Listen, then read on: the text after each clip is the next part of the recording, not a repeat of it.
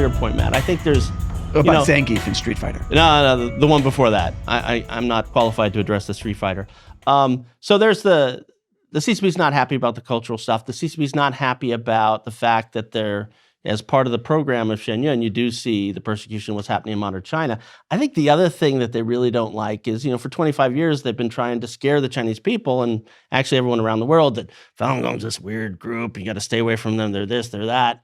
And then you see the show, and pretty much everyone at Shen Yun is a Falun Gong practitioner. And these people are amazing in terms of the dances they can do and the stories they tell. And people come out of the theater going, wow, those people are amazing. Whoever put on that show. I mean, there have been people coming out of the show going, give the artistic director an Oscar for this. This is amazing. They don't want people doing anything that gives them the impression that Falun Gong people are amazing. And that's clearly on their agenda, because that unravels 25 years of what is certainly a multi-billion-dollar smear campaign to convince people otherwise. So that's definitely a factor. Yeah, they can dance if they want to. In some ways, the CCP is like, they're no friend of mine. I was going to say the town in Footloose who doesn't want people to that's right. dance. Yeah. No, that's I hadn't thought about it that way. That makes them truly evil. Well, I hadn't thought about it that way in the sense that how the CCP wants people to perceive individual people who practice Falun Gong, right? Mm-hmm. Like that again, it gets back to the whole it's the propaganda or the pressure campaign, the transnational repression. They will go to extreme lengths to change people's minds on such a what to normal people would seem like, why does it matter if you like Falun Gong, or you like somebody who practices Falun Gong? Why is that a threat to the, second most powerful country in the world? Yeah, why is it a threat that Falun Gong practitioners, they wave their arms around and stand still and sit still? Why was that public enemy number one for China?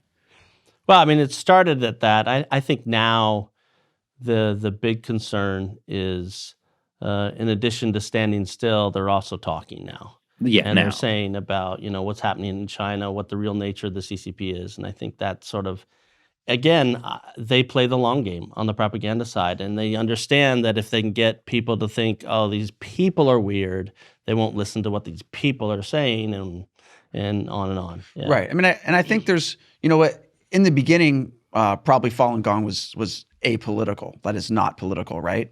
But it seems that at some point in the early 2000s, it started to organize around criticizing the CCP, right? And that was a change. I mean, in Falun Gong's defense, it was because they were being, killed for their organs and sent to labor camps by the CCP that they then spoke out and said, hey, this is bad. So that's 100% justifiable.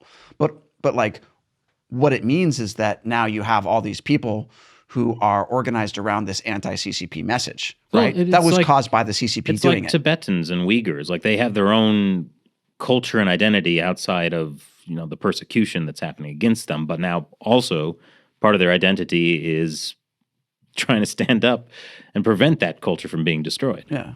Well, I think it was actually two things. I mean, everything what you said, for sure. Especially the Zangief part. Everything you said in the last 30 seconds. For sure, the persecution is unleashed upon them. They're going to speak out about that, right?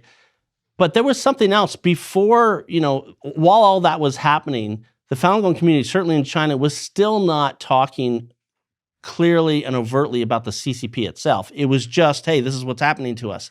It wasn't until, so there's this, starting in the early 2000s, there was this massive grassroots movement of Falun Gong practitioners, some supporters inside China, to kind of, because the state-run media was just sort of blasting all kinds of vilifying stuff, to actually go into the neighborhoods, door to door, telling people this is what's really happening to us. It wasn't until they started doing that and the response from their neighbors was, oh, well, I have to believe the CCP. The CCP says this about you, so therefore I believe it. And they sort of realized, we're not going to get through to these people until we tell them what the CCP really is. Then they'll listen to us about what's happening to us. It was really that really changed things, certainly inside China, and that sort of went around the world from there. Yeah.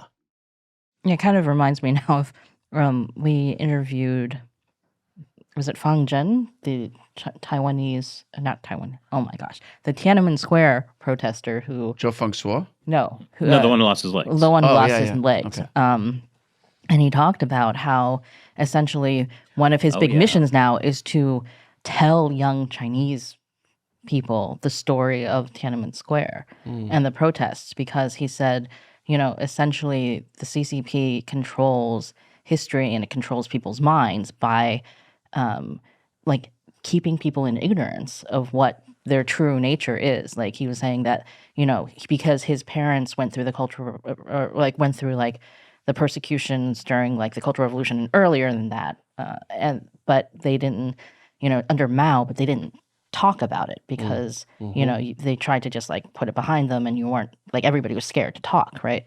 And so he said his generation in the 80s like mistakenly believed that the CCP could reform. So that's what they were asking the CCP to do. They weren't asking the CCP to go away. They were just like, we want some economic reforms, we want some political reforms. And then the CCP crushed them.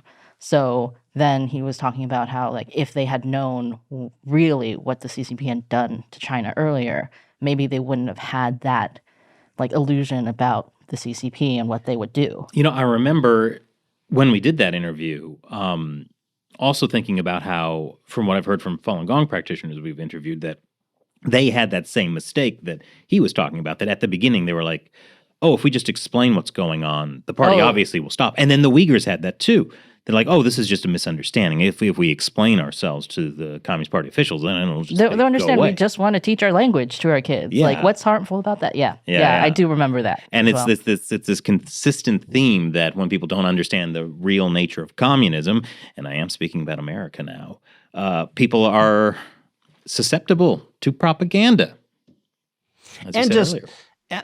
naivete. I mean, how many of the different illicit actions the CCP has done in America, whether it's the steal of IP or everything that they've done here, how much of that has been enabled by an ignorance of what the CCP is really about? Yeah. It's sort of communist government, but it's still a government and still sort of in the back of the minds of most Americans, maybe some of the business folks, political folks, we're still it's not unreasonable to deal with them in this way because they didn't really know what they're dealing with. Yeah. Well, so since this was something you brought up earlier, that everyone is susceptible to propaganda, and Except me. except for you And Matt. Yeah. Oh no, I'm very susceptible.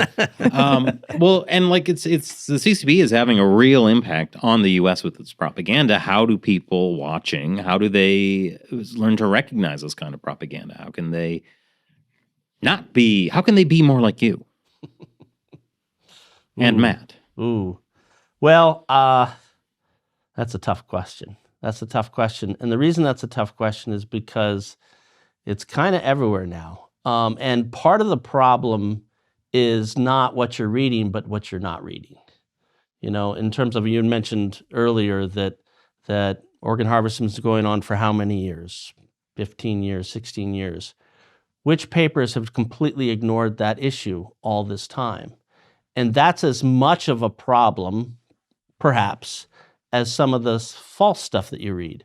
And that's really tough. I would say, I don't know how to answer that question.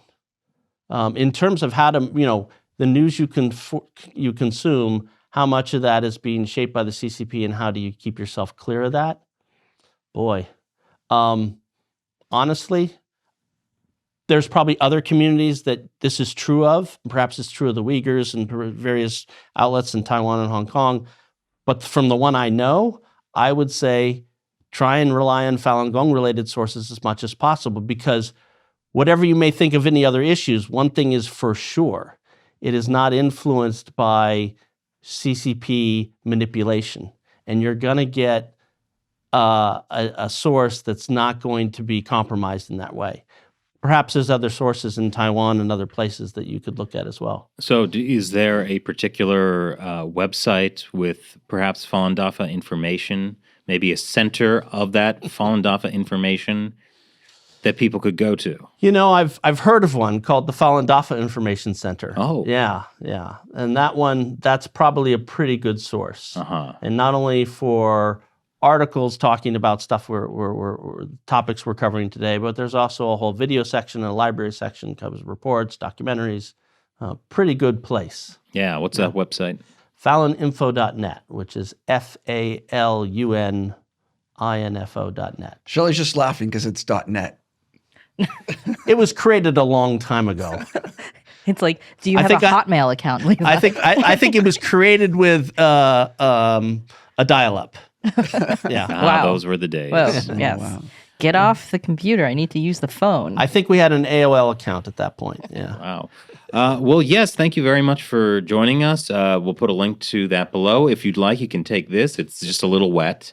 That's gross, Chris.